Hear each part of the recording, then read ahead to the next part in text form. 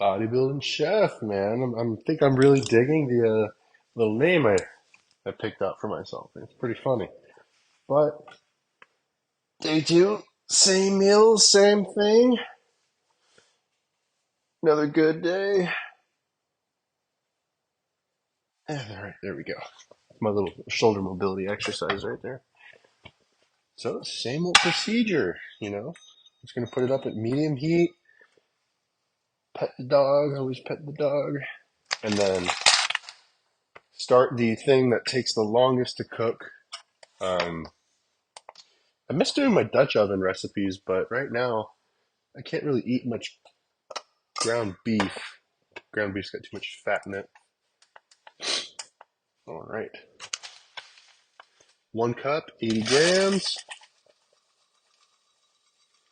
So yeah, once again, this is a 808 to be specific calorie breakfast. Just trying to get this on the dot here. Come on. There we go. Work with me.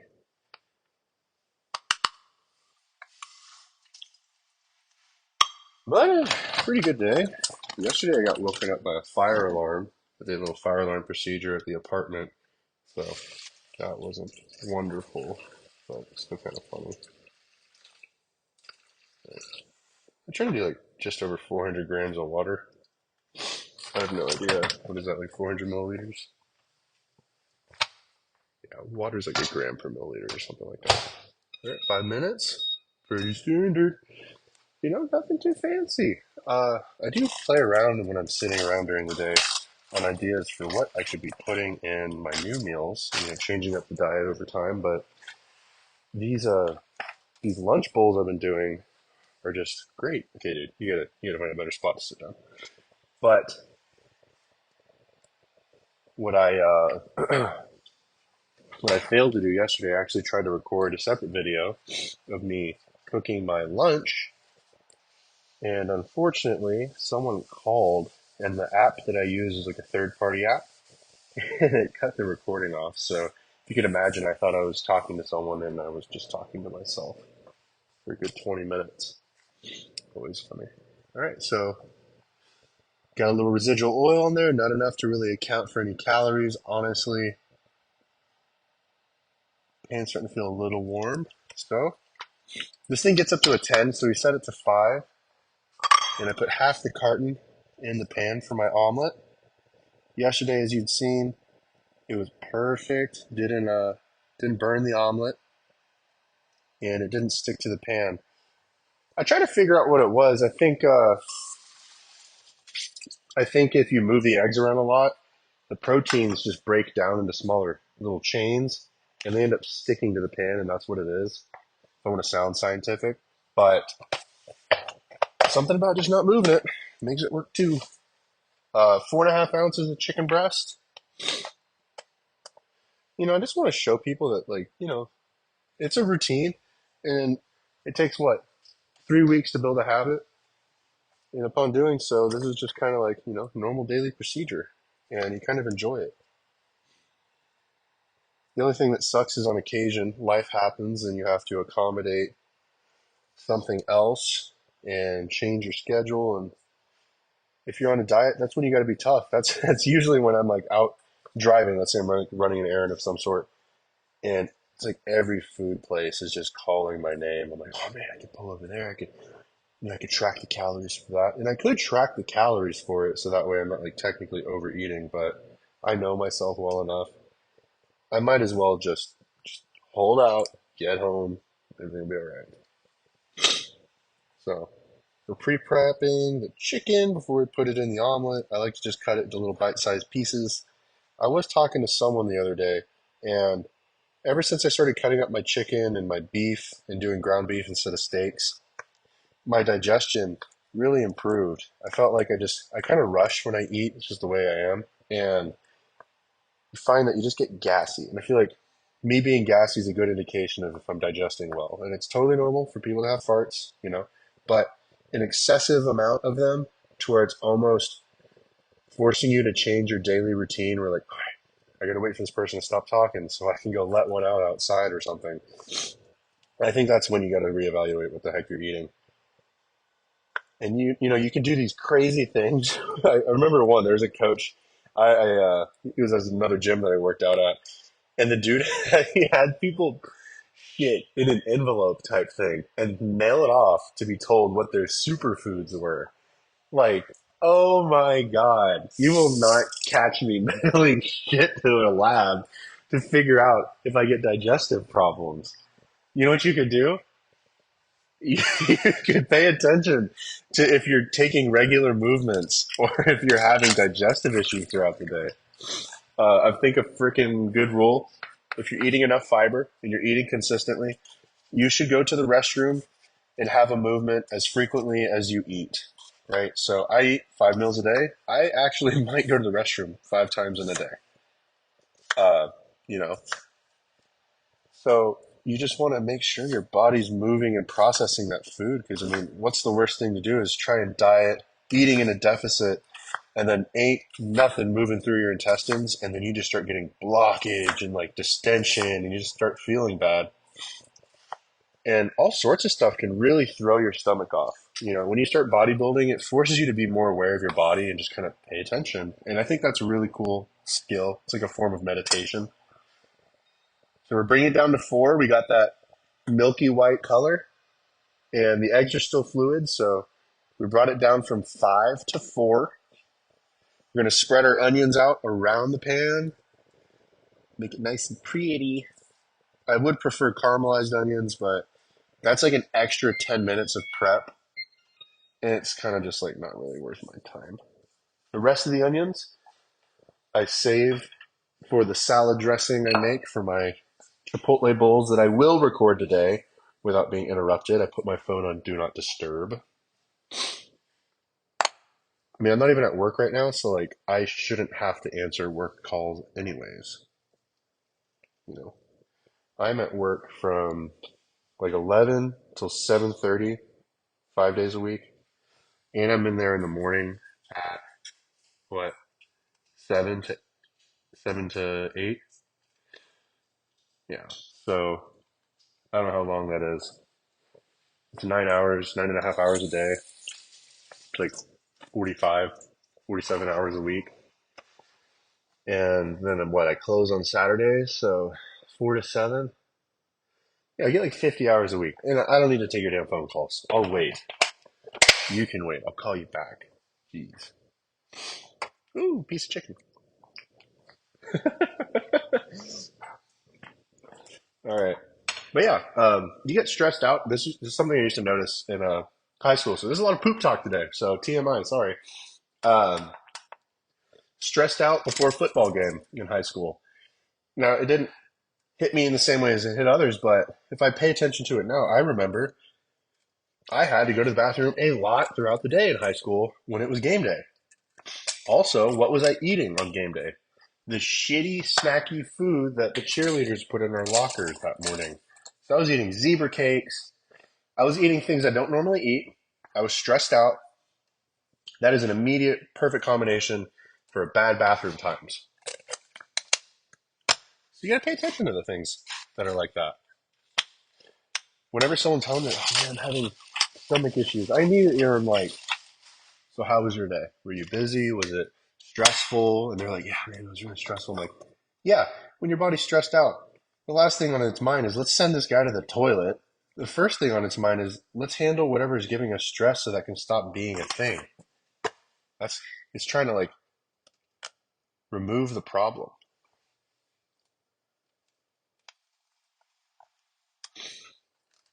Right. I'm putting half of a serving, so a quarter cup of these red tomatoes in here. About 66, 67 grams. Oats cooked in 5 minutes, but like I'd done before, I like to put a cup of egg whites or the other half of the carton in my eggs. It increases the volume, gives it a nice texture. I like it. I'm going to whisk this up so it's nice and homogeneous. Microwave it for 3 more minutes, and then I'll throw in 2.5 tablespoons or 14 grams of cocoa powder, unsweetened. Once again, I still haven't gotten more artificial sweetener for myself. So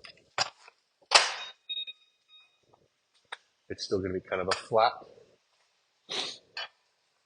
chocolate oat, but it's okay. It still tastes good. Last ingredient before we close up the omelet is 28 grams or a quarter cup of this fat-free cheddar cheese.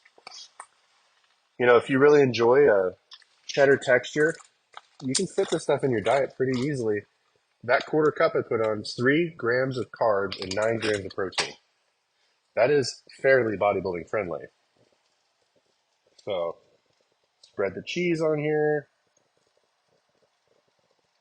And we're going to squeeze on 3 teaspoons or 15 grams of Dijon stone ground mustard, because that's my thing. Put the plate there. Oh no, almost forgot. Chipotle pepper, duh. Need a little kick in this thing. Sweet, I get tired of that flavor pretty quick, but I never get tired of savory, and I certainly never get tired of spice. So even distribution, even distribution. Get this chipotle pepper down. You know, it's fun when you take care for your quality of your food because you know the effort you put in. You're building skills. You'd be amazed how many people don't know how to cook. Like, a lot of people don't, and a lot of people certainly don't know how to cook without a recipe. That's kind of sad, in my opinion, but I don't know. I watch a lot of cooking shows when I look back. Like, there was always a cooking show on when I was a kid, or Modern Marvels or Mythbusters or something. My parents cooked. My dad is more of like the grill master. My mom is the kitchen and baker. But my dad can throw together a pretty sick dad special.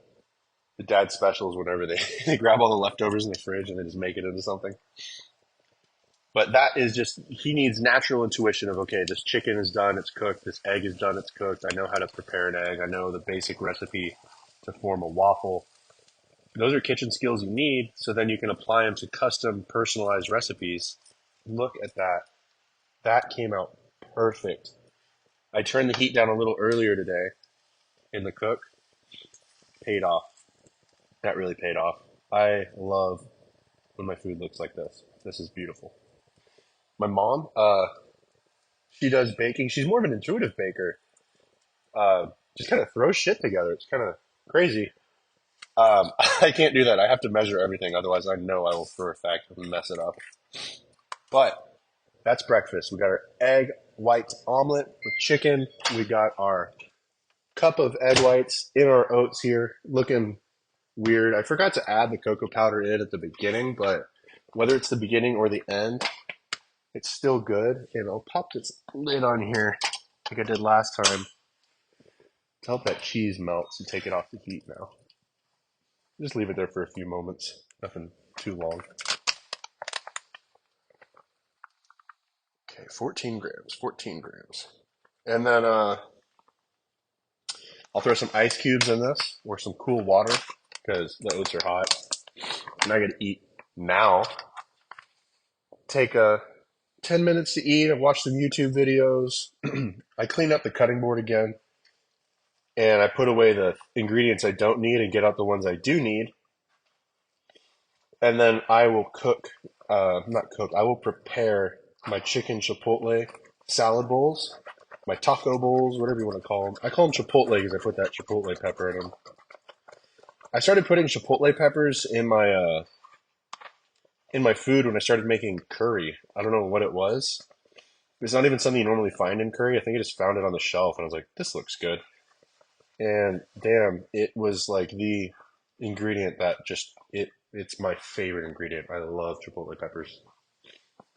And I've always wanted to have like a good spice tolerance. Mind the ice noise here.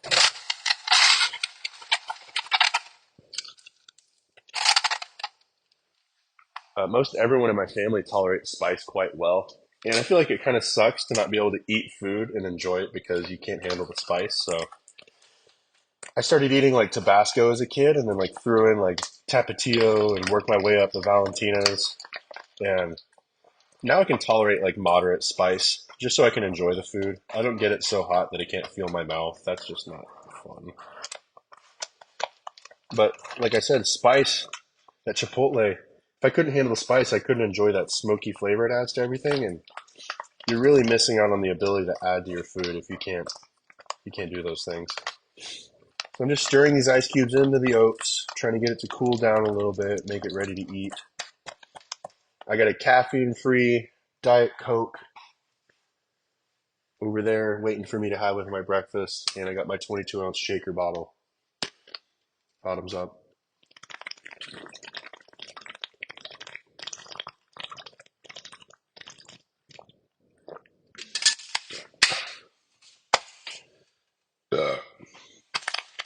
Cool. Oats. Ready? Egg white omelet. Ready? Plate it. Beautiful. Look at that. I got like one dot of egg and a little bit of cheese right there. And I just gotta wash it out. Real easy. I love when it's easy cleanup. Not a huge mess for myself. So I'm gonna put all this stuff away. I'll do that off camera. And then just so you see what's left of my egg white chicken omelet, 1 cup egg white, 4.5 ounces of chicken. I put 10 calories, which is 16 grams of ketchup. But it's no sugar added, so it's got only 10 calories. And that is the breakfast. I mean, if you guys figure out what food you like in your routine, you're not afraid to experiment, you can really make your diet enjoyable. Yeah, and that's just what I'm trying to show you guys, Just a little effort goes a long way, and it pays off in dividends. All right. Enjoy your breakfast in part 2 of episode 2. I'll make that in a second.